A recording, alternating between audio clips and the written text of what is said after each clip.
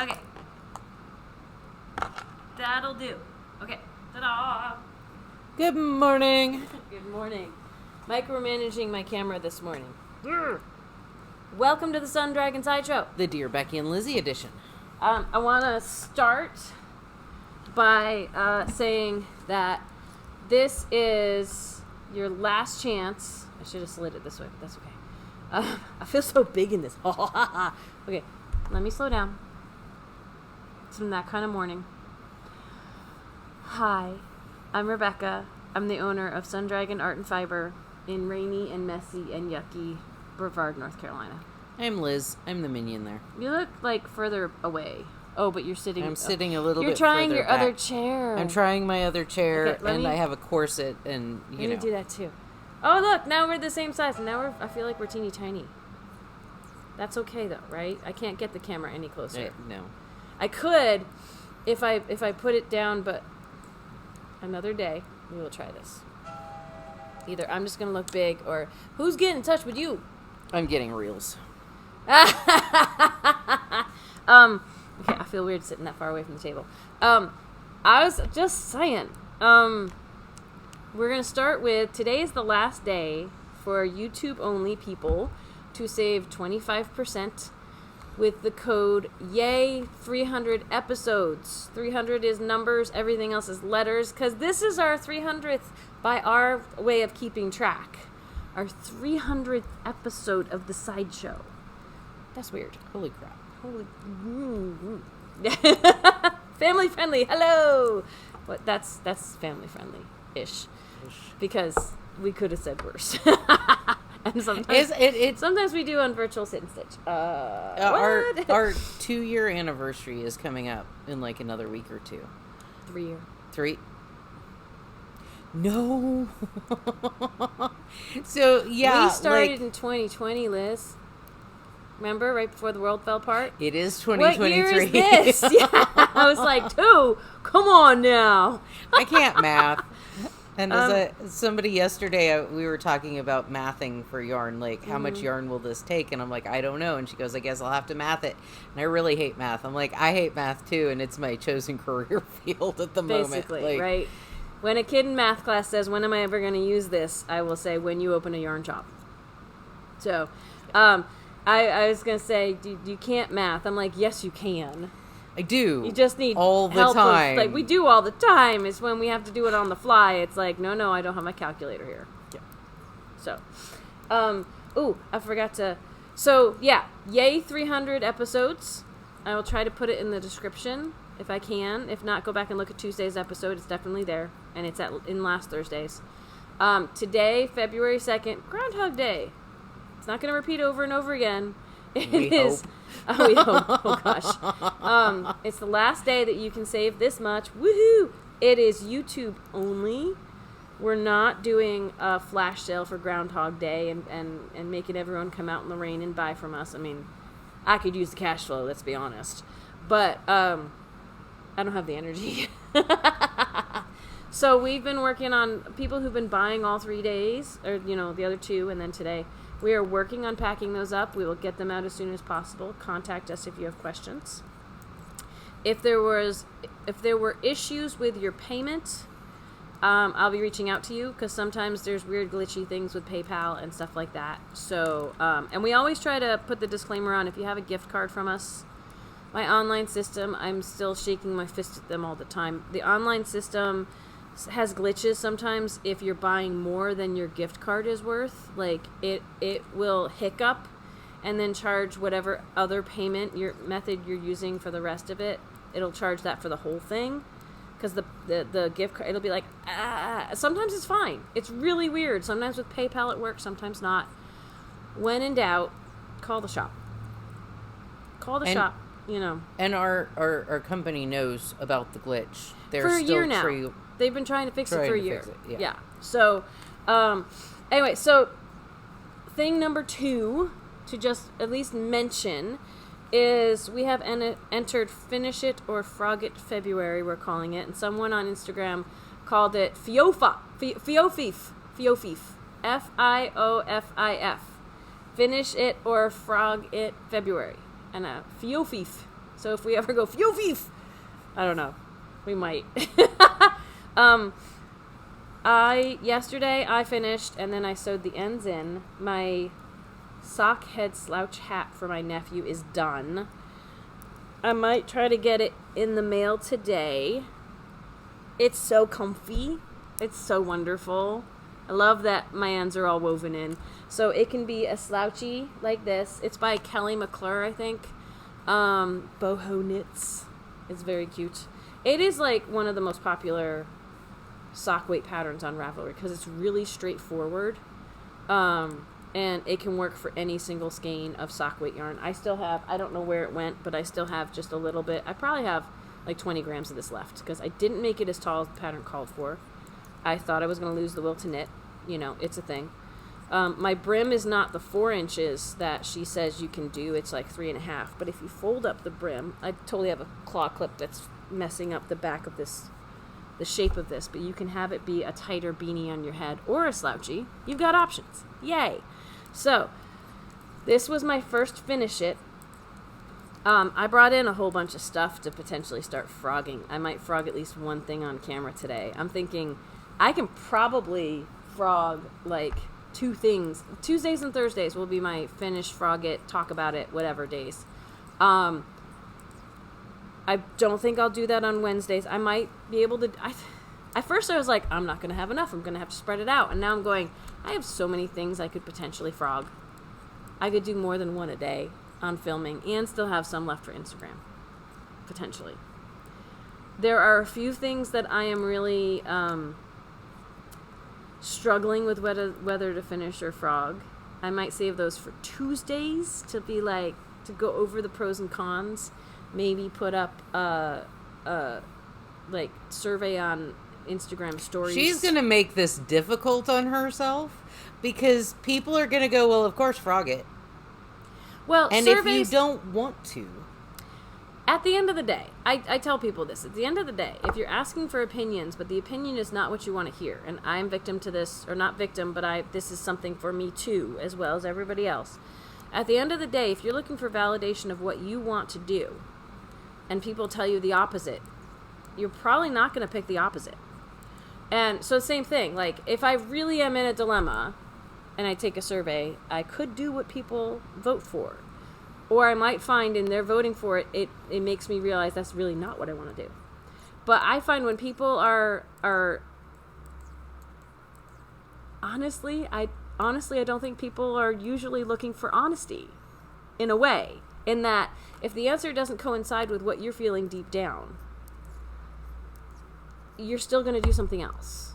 So it's like, we could tell someone until the cows come home, she used to throw in some metaphors here and stuff, that it looks great. Don't worry about it. We think it's fabulous. If you don't like it, it's going to keep bugging you. Just us saying it's fine is not necessarily going to, just pulled everything out. Is not necessarily going to make it okay. It could, but it might not. So Liz is right when she says that. Like, some of these things, if I put up a survey, and if everyone says frog, and I go, I really don't. But I might give it a try, see how it feels. Liz doesn't believe me. She's giving me a look right now. But, you know. Then again, she's making some assumptions too. So, meh. She does know me. But maybe I'm willing to try something different. I don't know. I won't know till I try. I would like to make this as fun as possible. And part of that fun might be a little bit of anguish for me. And we'll see. I have a lot of things that I want to frog. I have some things that probably should be frogged. And my caveat I'm telling everybody, and then we're going to get into questions. My caveat for everybody is... I'm not expecting people to finish huge amounts of projects this month because I know I have enough things, the things I don't want to frog. I know I can't finish them all this month. There's too many. And I'm not going to frog everything I can't finish this month. But I'm going to, like, it's kind of like Marie Kondo. I'm going to say, does this bring me joy? Again, we'll probably talk more about this on Tuesday. But and if it's really not going to, I'll frog it. But if it is, I will commit to finishing it, just not necessarily this month. I have too many projects to do that. I'm not. Stop looking at me like that. I'm not participating. I know you're not participating. You have way more projects than I'm me. probably starting projects. I found a sweater yesterday. I'm feeling the judgment. But anyway, you started what? I'm thinking about starting another sweater. I found a new one. Didn't you finish one? I finished my thistle one. Yeah. Tuesday. Carol finished one of her sweaters. Finished one of her sweaters. All right, we should get to, today is the Dear Becky and Lizzy edition. We should get to our questions for that. Because that's more important than, like, I will say, this is the Squill. I started frogging this, so I will slowly pull out this guy while we're answering questions. This is filet crochet that I'm not going to finish. I might use it with something else, but I'm going to gently frog this as we go. So what's our question? Okay, first question. Hi, both of you. I am so curious about how Liz makes her yarn dreads. How do you felt them? Also, how are they attached? When did you start doing that? I find it very cool. Thanks. You think she'd never read them before? I know she's read them before. I might have read once. Anyway. I mess up stuff too. So, most of my dreads that I wear are not yarn. This is the exception. This set is yarn, actually, and I have a set that I spun. Like, I spun all the leftover scraps that I had from making dreads, and so it was actually yarn as well. Most of the dreads that I wear are felted wool, so I cut a length that I want out of roving, and then I separate it down into tiny little strips, and then I wet felt them using a little bit of soap, really hot water, and 2 plastic sushi mats. I was going to say, yeah, it's a lot of this. We'll see her on virtual sit and stitch with the sound turn off being like, yeah. So that's normally how I make them, and this set is just cut yarn. It will I did not felt this because washing it and just wearing it, it will eventually kind of all felt. And it's already, some of it's already blooming. Yeah. Getting a little more fluffy. Like, yep. It just, and a lot of that was the Lannis Quick, right? Yes. Yeah. There's only the one. 2-ply getting fluffy. Yeah, the 2-ply is like really fluffing. Didn't mean to cut off your flow there. There is a superwash in here, and Carol was surprised on Tuesday when I wore it because I don't generally use superwash in my dreads because A, it doesn't felt, and B, when you get it wet, it grows like 6 inches longer than the rest of my dreads. But then when it dries, it all comes right back up into the same length that it was. So it's kind of fun. But I don't generally use it because it doesn't felt down. I use it for like add-ins, little, bits that my dreads are twice as long as they look because I fold them in half and braid them in. Let me pull this. Like show off one of them? Yeah, so that's... Oh yeah, look at that. And see, on this side, you see her hair braided in, and the other side, so there's her hair. Doot, doot, ends right there. This side doesn't have a braid in it, but it's connected. Yep. So they just hang out, and it takes... I do it generally over a Saturday and Sunday, or Sunday and Monday. Our weekend. Because it takes a lot of time. My hair is a whole lot shorter than it was when I started. I started May 1st. It was the day the Brian incident happened. That it just... That's how I remember. Because I started doing my hair that day. Yeah, so it's been 2 years, almost. May will be 2 years. Were you doing it before I called or I had gotten texted? Like 5 So in. you weren't doing it like because this life-changing thing was happening. No. It was just coincidental. Yes. I like probably a month before I started, I had sent you a text and was that's right. How do you feel about wool dreads? And you were like, I let you run around in your dresses and bare feet at the shop. At first I didn't know she was asking about herself. I was like, whatever. Yeah. But then I was like, yeah. And then I asked my mom, and she was like, well, you're 40 whatever. You can make your own choices. And That's like when I dyed my hair in college or started dyeing my hair. My dad's like, "There's a woman with purple hair in our office," and I'm like, "I'm not doing purple, Dad." And even if I was, who cares? And then Bernie was like, he just kind of sat there and, whatever. And he didn't think you were actually going to do it. He didn't think I was actually going to do it. And then I did it. And he was like, well, I don't like them. And I'm like, well, good thing you don't go out in public with me because, he's fine with them now. We have a couple other questions. We do. So that's the history of my dreads. I don't mean to cut her off. I'm just thinking about, we have a lesson today that might show up early. So we're going to try to making it there. Second question. Having trouble figuring out the lifeline slot in the Chiaogoo needles. How does it work? What does the stitches do when working the next row? What type of yarn is best to use a lifeline? Curious as a cat. Okay, so lifelines in general. I brought this out. I can stop frogging for a second. Lifelines in general. Some people put them in as they're knitting. Some people put them in just after they knit. It's some kind of something running through one row of your stitches, so you can pull back to that row, and they won't rip further. Like the frogging, I'm doing frogging on crochet right now, but you can frog back and it'll stick. The stitches will hang on that piece right there, and won't run away further, and you can get your needle in. Honestly, it is cumbersome no matter what you do. Like it's not easy and perfect. You have put in a lifeline afterwards with barber cords on a prim. It's not what she's asking. We're just addressing this. I do afterthought lifelines. Like I'm like, I have to frog back. Mm-hmm. Let me stick in a lifeline where I want to frog back to. And that's like way later. That also can be an afterthought, which is like not on the row you're knitting. It can be once that just right after that row is done, of threading something through. That with a barber cord or yarn or something like that could work. I always say the issue, or like a cable, like a smaller needle on a long cable. I'll get to these guys. I've got these on I don't have a lifeline in, but I have these on an interchangeable to show you. The issue with yarn.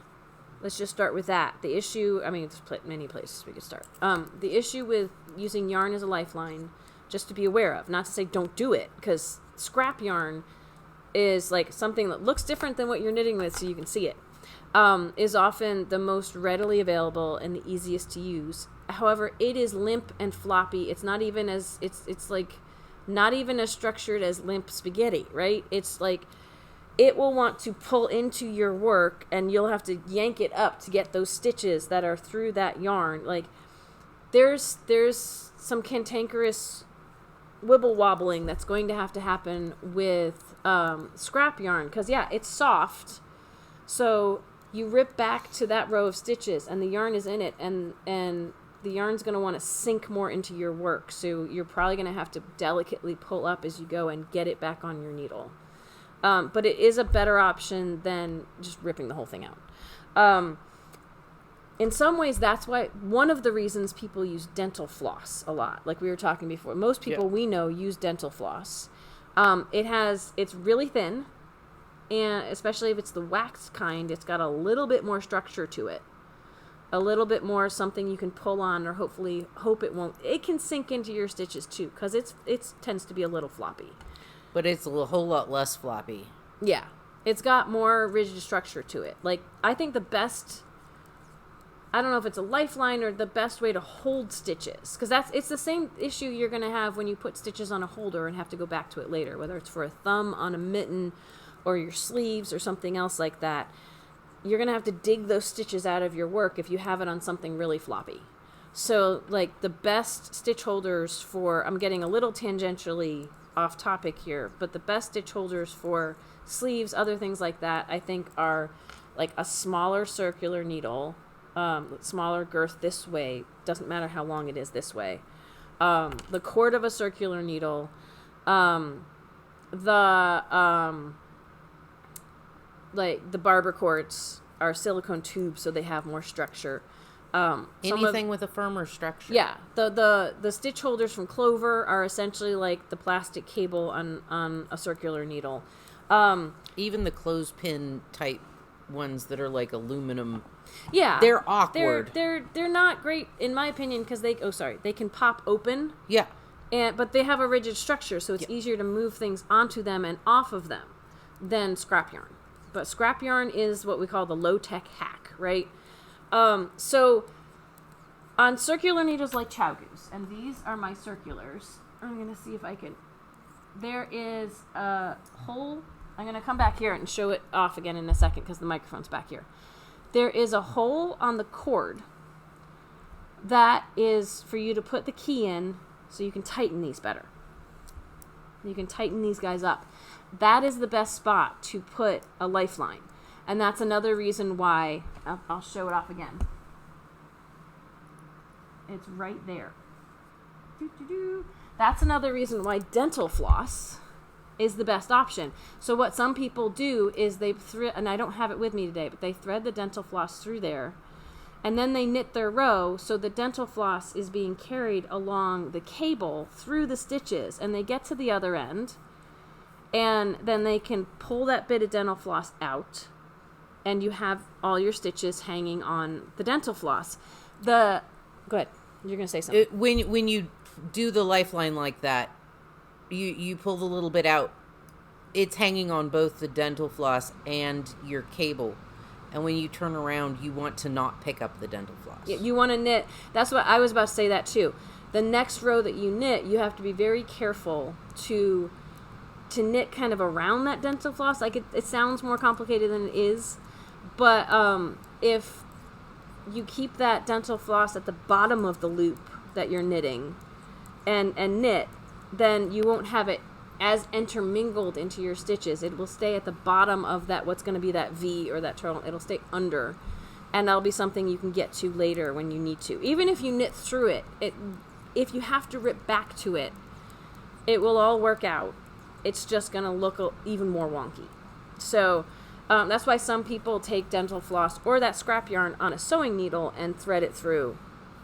Take like one leg. Each stitch has 2 legs to it. And you always try to hit like the right or the left one on every single stitch. You can stick it in later. But that might be why it's hard for you to find. And this is only on interchangeables, because it's that hole that helps you tighten up your needle. On fixed ones, there's no hole, because you're not changing anything. Like the primary purpose of that hole is not to put in a lifeline. It is to tighten up your needle tips. Addy, which we only carry very little. We carry very little Addy in the store anymore because there's only 2 or 3 people who we love who ask for Addies anymore.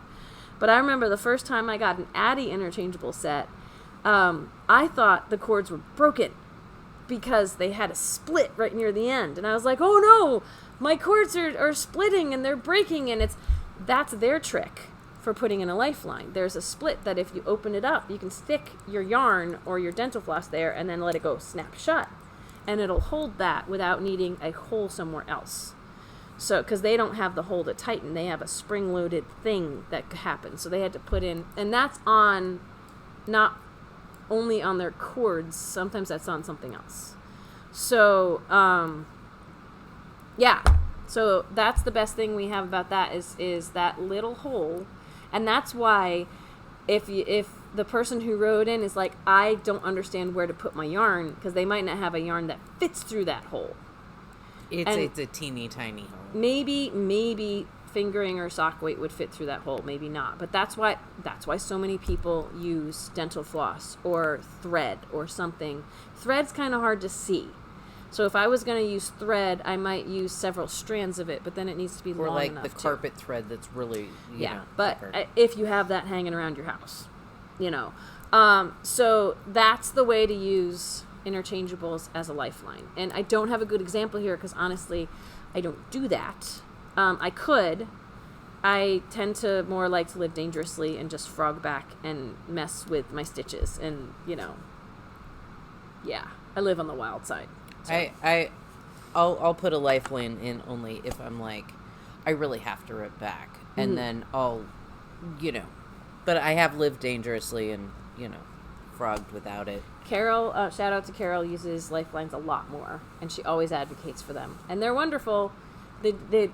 There's most of the things that are helpful or things that you would want to do with knitting or crocheting, with crocheting you don't really have to use lifelines, but there's some cantankerousness involved. There's some awkwardness. We need to hit the last question. Yes? It's the one about the socks, and I think we should save it for next week because it's a long... Okay. Because it's 10 minutes till end. Yeah, we want to do it justice. Yes. Part of that question, though, was something about how not... I have to go back and check this, that the Ready Set Sock book talks about 3 heels, but we didn't list all 3 heels in our listing on our... my words are having problems right now.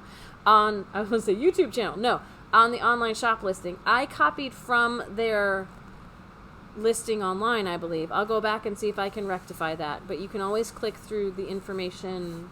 We might have a link on there for the information from Pom Pom. The 3 heels that are in the Ready Set Sock book, just off the top of my head, we've got a regular traditional heel flap. We have a short row heel, and we have an afterthought heel. And if that is not somewhere on the online listing, I will try to make sure I add it. So, but the person who wrote in actually had a lot more. That's the fun thing with frogging. Once in a while, my hair is stuck in there or something. There were a lot of other things that we want to do justice, so we're going to wait till next week on that. Because I got talking about the interchangeable. I was like, I'm going to frog this and more today. I'm still working on this guy. I wasn't as far through this as with some of the projects I might decide to frog. I can hear it popping.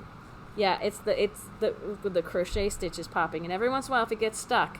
If something gets stuck like this when you're frogging, sometimes when you pull on it, that was another example of my hair getting all twisted up in it. Doesn't mean there's a knot. It probably means that there's hair or something else. So I or do a little. Or the fibers just the fibers get really grabbed friendly. each other. Most of this is my hair. I can even see it, or it's something like my hair in here. I was making this back when I had the really long hair. I have a whole bag that and that's not. And I didn't even bring everything in. It's an IKEA bag. It's like the canvas version of those big IKEA blue bags sitting next to me here.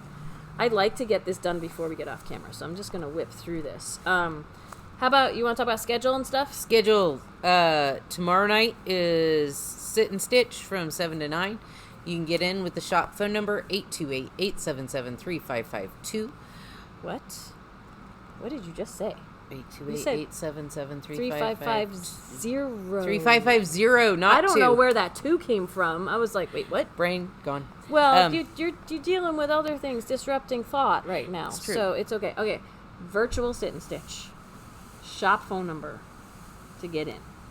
Yeah. Look up our shop phone number. Don't listen to that. Listen to this. I was like, you've said this so many times. You're not realizing. I do that with my phone number. It's because sometimes. I didn't have the cue of you going. I'm and sorry. The shop phone number is. I'm getting us off track here. So 828-877-3550 is the shop phone number. Lately when I've been trying to put it on Instagram, like I do 877 and my phone is like 878 and I'm like, no. 877. So our Sunday virtual Sit and Stitch is February 12th. So I think that's a week from Sunday. February is such a short month. Oh my gosh. Happy 300th episode to us. The sale, look, I'm so close to being dead. And some people might say, but like, look, it's all kinky. Like, you're not just going to knit again or crochet again with that. Probably. You can. It won't hurt it. We've had some people come in with like plant fiber blends where we frogged it and they went back to knit with it and they didn't like how it looked, so we pulled it out again. So I find the wool blends tend to be a little more forgiving to taking on different stitch shapes, and especially when you block it later. Like, you can soak this. I could take this home and like put it in a band, reskein it and soak it, and I don't have the time and energy for that. What happens is gonna happen.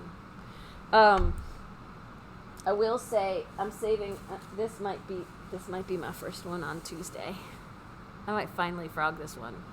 What is that? You've been thinking about getting rid of that for a while. I know, but I never get around to it.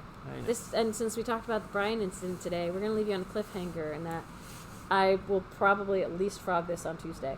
I think it'll be very therapeutic for me. We'll see. So, if you know, you know, and if you don't know, watch on Tuesday. So, okay. That I brought it in. That's one step closer to actually doing something with it. It's true. We need to go. Now there's only 5 minutes till the shop opens. This is why we didn't do that last question, because we would be all rushed and cutting things off and not good. So, if you have a question, email Liz at sundragonartandfiber.com. Yeah, that's right. Yeah. This is what happens when we get off track.